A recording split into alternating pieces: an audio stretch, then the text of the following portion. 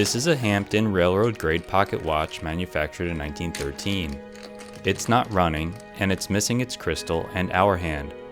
The case is severely worn and surface corrosion is visible throughout. I'll attempt to restore this watch to working order. As always, part names will be in the upper right corner, and I'll do my best to explain the process along the way. Please like and subscribe to support the channel, and please leave me a comment down below if you think I should continue narrating these videos.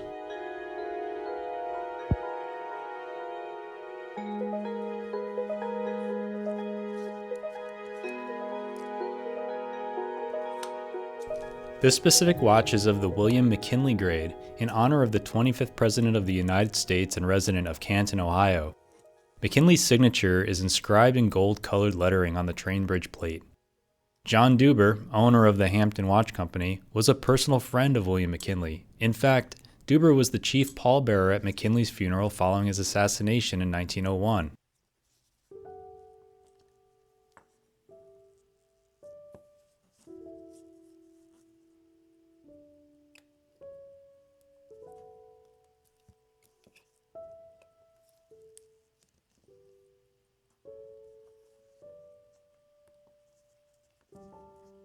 It appears that someone has already tried to repair this watch. The hairspring stud is no longer attached to the balance bridge, and at least one of the balance staff pivots is broken. I can tell a staff is bad by the excessive end shake and side shake that prevents the wheel from spinning freely.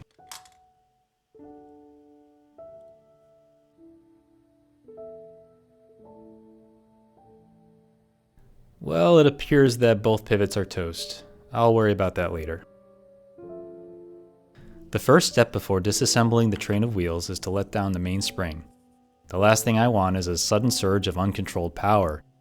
Not only will it scare the heck out of you, it may very well break something. The dial is secured by 3 screws that pin its feet to the main plate.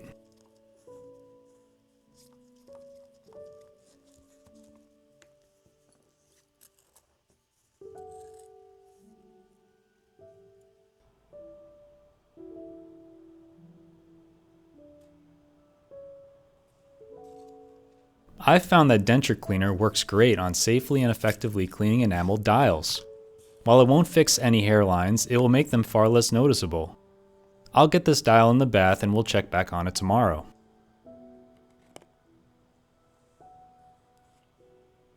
I'll proceed with the disassembly of the dial side components, starting with the hour wheel, minute wheel, and cannon pinion, followed by the lever setting keyless works.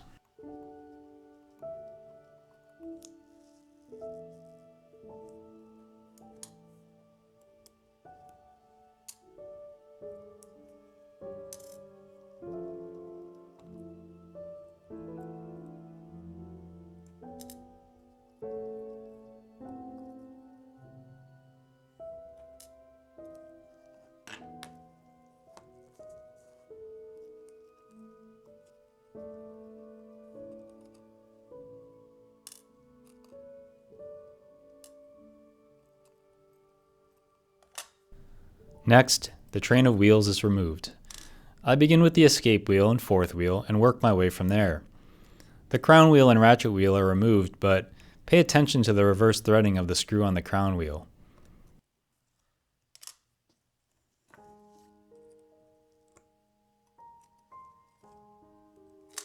The click spring is actually hidden on the other side of the plate in this watch.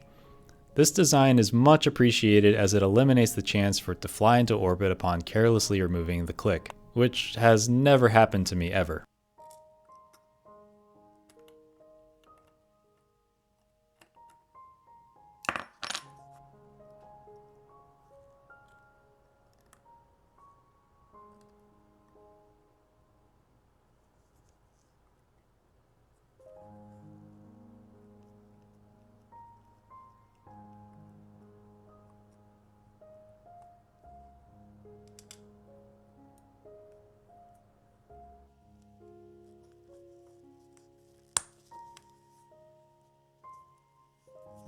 If you attempt to do this yourself, I recommend wearing eye protection when unwinding the mainspring. I make sure to do so gently and deliberately as to not harm the integrity of the blued steel.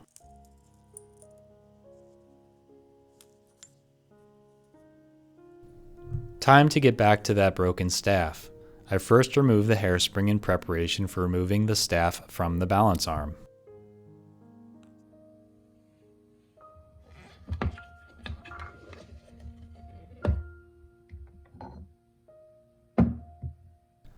This is what's known as a Rex roller removal tool. It's particularly helpful for double roller staffs by safely removing the safety table and the roller table.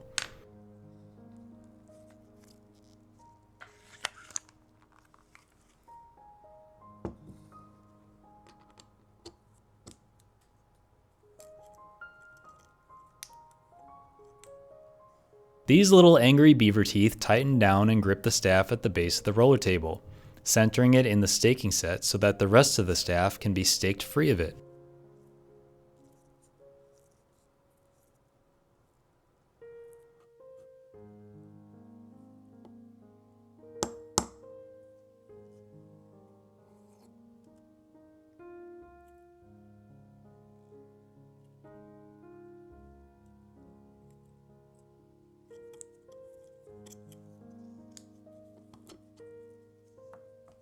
The balance staff is riveted into the arm. Henry Freed recommends using a lathe to turn out the hub to remove riveted staffs. However, his book also condones the use of this staff removal tool in the staking set as a safe and acceptable second choice. Carelessly staking out a riveted staff will deform a balance arm, making it useless.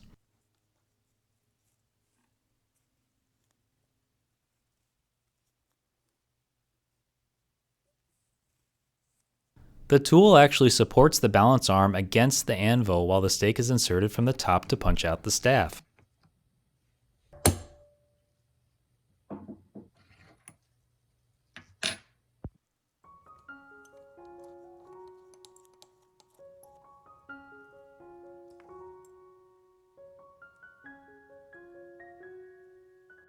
I can still find new old stock balance staffs on eBay, but it can be a bit of a crapshoot as to what I actually receive. Some manufacturers produce different variations of staffs under the same part number.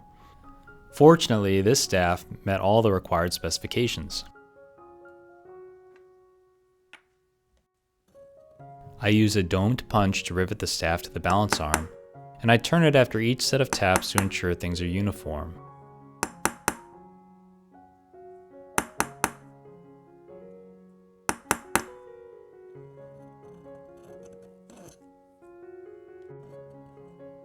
I follow this up with the flat face punch, which evens out the rivet and ensures a stable seat for the hairspring collet.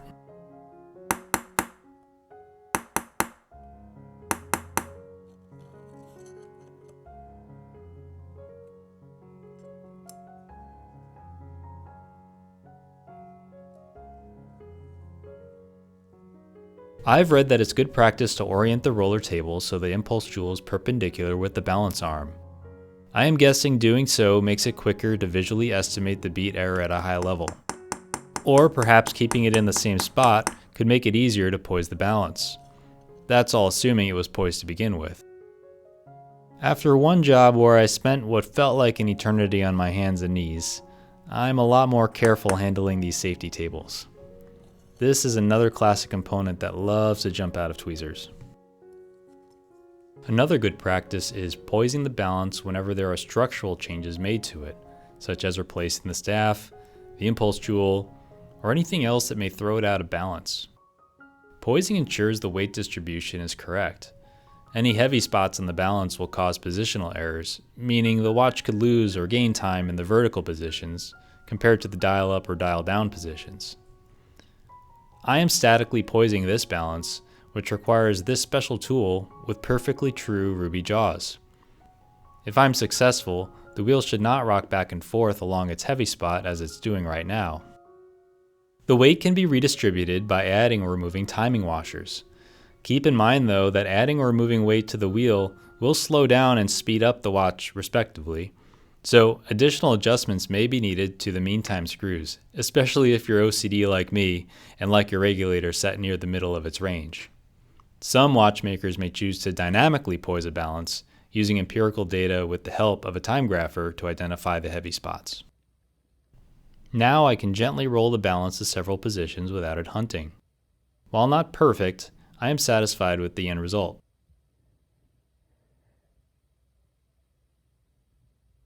In case you're wondering, all components are washed for 20 minutes in L&R 111 ammoniated cleaner, followed by 2 rinse cycles in 99% alcohol.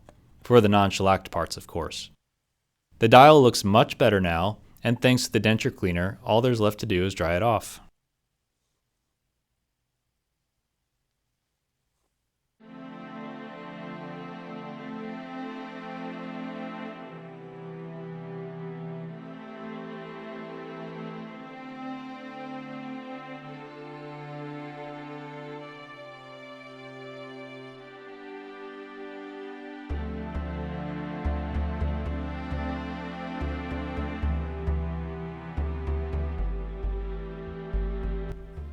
This watch has 21 jewels, many of which are cap jewels on the wheel train. Each one of them needs to be removed and properly oiled with Mobius 9010. I normally wouldn't oil pallet hole jewels, but watches of this size usually aren't adversely affected by it.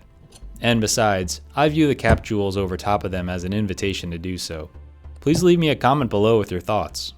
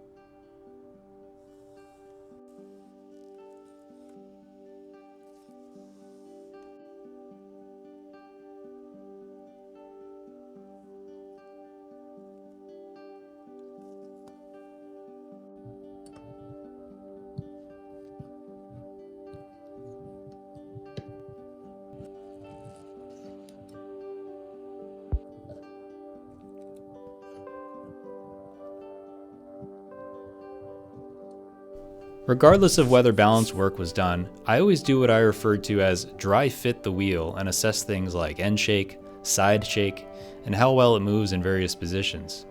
This can be repeated when the hairspring is installed as well. Knowing that the balance itself is working properly helps rule out several possible root causes if the fully assembled movement isn't performing to expectations. The balance wheel is positioned to align the impulse jewel through the center of the banking pins. In this position, the hairspring is overlaid to get an idea on where the stud would need to be relative to a reference point on the wheel. This is merely a starting point before additional tweaks to its orientation are made to correct any remaining beat error.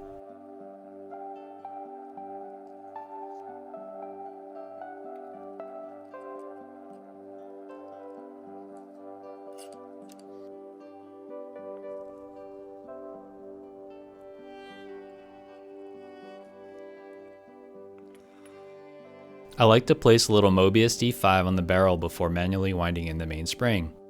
But for the record, professional watchmakers would recommend against hand winding, but mainspring winders that fit antique pocket watches are rare and very expensive. And to be honest, I'm not yet convinced they're worth the expense compared to the other tools I could spend my money on.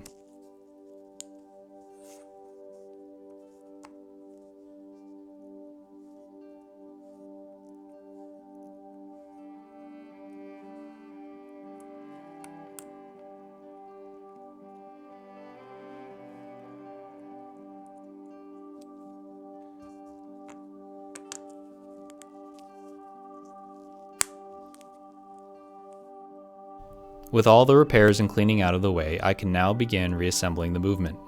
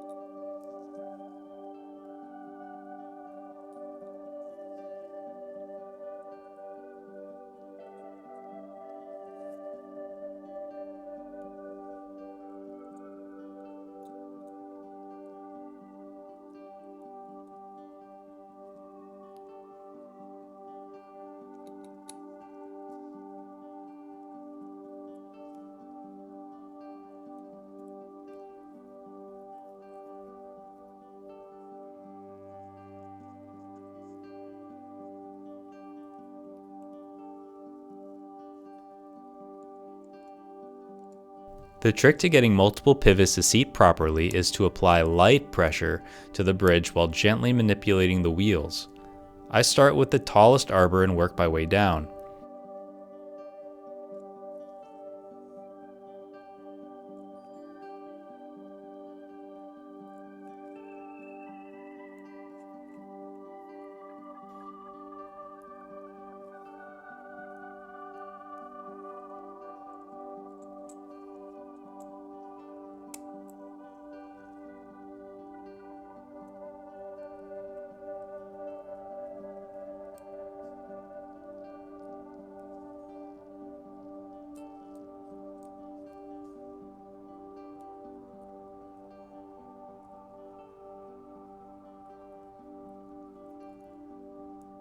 I now oil the remaining pivots with Mobius 9010. You might be wondering, what makes a railroad grade pocket watch, well, railroad grade? This means that the watch was approved by a railroad organization for use by conductors on their rail. As you can imagine, timekeeping accuracy was extremely important as the number of active trains grew. Aside from accuracy, the rail industry developed a set of standards that you'll find on these watches. Typically, you'll see bold Arabic numerals on highly contrasting white enamel dials. Time setting mode is enabled using a lever to avoid accidental changing of time with the pendant crown. The regulator on the balance is often fixed to avoid timekeeping variation from impact. Many of them will have a double roller balance to avoid overbanking. These are high quality watches with at least 19 joules to reduce friction and increase consistency. And you'll also find there were factory timekeeping adjustments in at least 5 positions and compensated for temperature changes.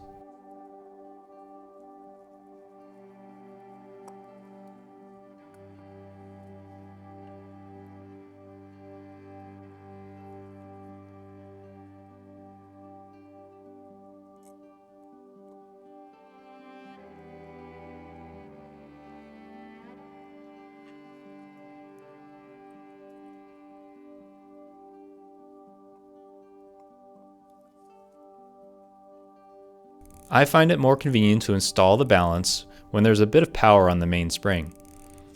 This keeps the pallet fork banked to one of the pins and makes it less likely to meander while I'm searching for the lower jewel hole.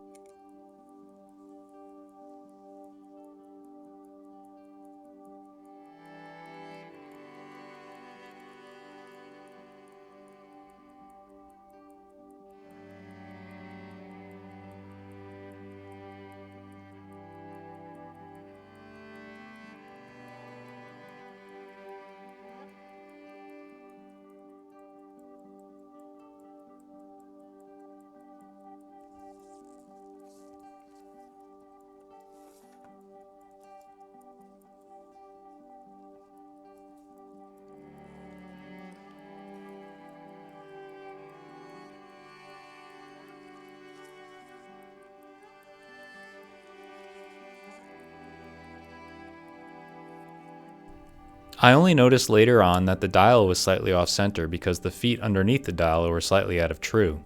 I corrected this later, off camera, by straightening them out. This hand really makes me sad. I'll do my best to straighten it out, but there is a risk the tail could completely come off. While it's tempting to play with it more, I really need to stop and call it good enough. I'd rather have a hand with a slightly bent tail than break it and have to hunt for a new one. I was successful in replacing the missing hour hand. There are some of you out there that have strong opinions about case refinishing. The fact is, it all comes down to personal preference, and the individuals these watches go to want a polished look.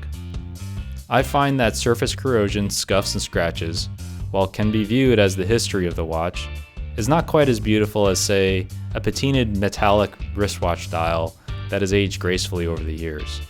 So I personally enjoy the polished look, but at the same time I do strive to find a balance. Some cases have design elements that may be eliminated with excessive polishing, and that is where I draw the line.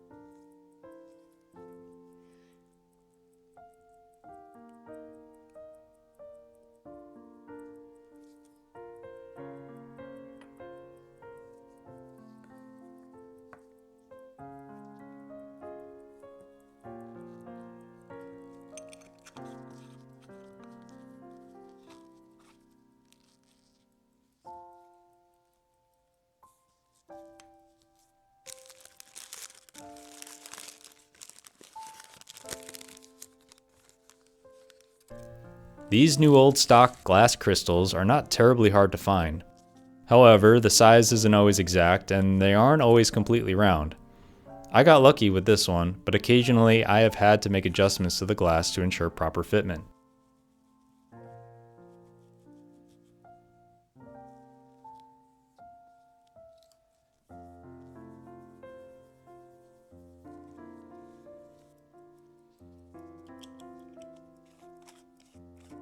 I appreciate you sticking with me through this video, and I hope you enjoyed the narration. Thanks for fixing watches with me today, and I'll see you in the next one.